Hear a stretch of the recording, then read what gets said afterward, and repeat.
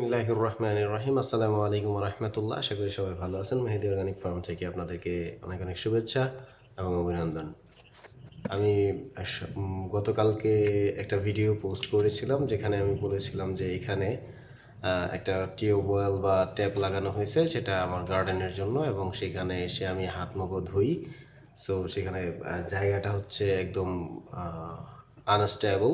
সেখানে আমি দাঁড়ায় ঠিকমতো হাত মুখ ধুতে পারি না, বাট আমি হাত মুখ ধুই তেমন না ব্যাপারটা, সেটা রেডি করে রাখছিলাম যে এখানে কাজটা করা যাবে।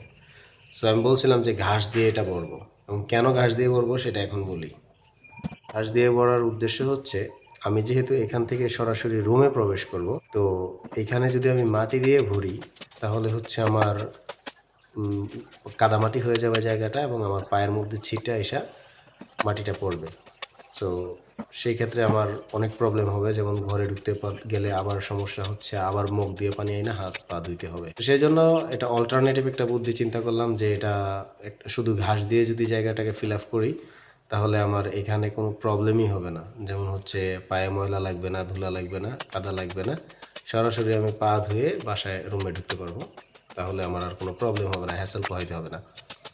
তো যেই কথা সেই কাজ, সেভাবে আমি রেডি করতেছি। এবং গতকালকের যে ভিডিওতে দেখছেন আপনারা, একটা স্তূপ ছিল ঘাসের, আমি ওই জায়গায় বেড করছিলাম, সেইখানে চাইছা রাখছিলাম। তো আবারও দেখি যে ওই ঘাসগুলাই হচ্ছে না, তখন আমি কি করলাম, আমার এইখানে আবার এখান থেকে চাইছা উঠাই আবার ঘাসগুলা দিতেছি। আমার কথা হচ্ছে, আমার এক কাজে দুই কাজ। বাড়িটা পরিষ্কার হইলো, আমার যদি কোনোখানে এদিকে গাছ লাগাইতে প্রয়োজন হয় তখন আমি লাগাই ফেলতে পারবো সাথে সাথে। তাহলে আমার আর নতুন করে পেনিক নিতে হবে না। সো আমি সব কিছু রেডি করে ফেললাম আগেই।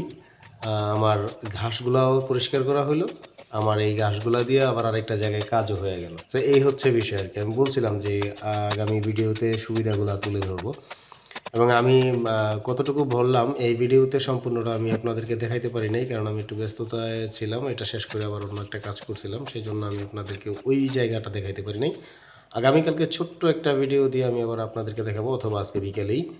সো এই হচ্ছে আমার আজকের এই কাজটা আর কি, যেমন দেখতেছেন আপনারা। তা আমি সবগুলা মাটি একসাথে ঘাস একসাথে উঠাইয়া, তারপরে লাস্টে যে গুঁড়া গুঁড়া মাটিগুলা থাকে ঘাসের সাথে, ওইগুলা উঠায় নিয়ে সেখানে দিয়ে দিচ্ছি।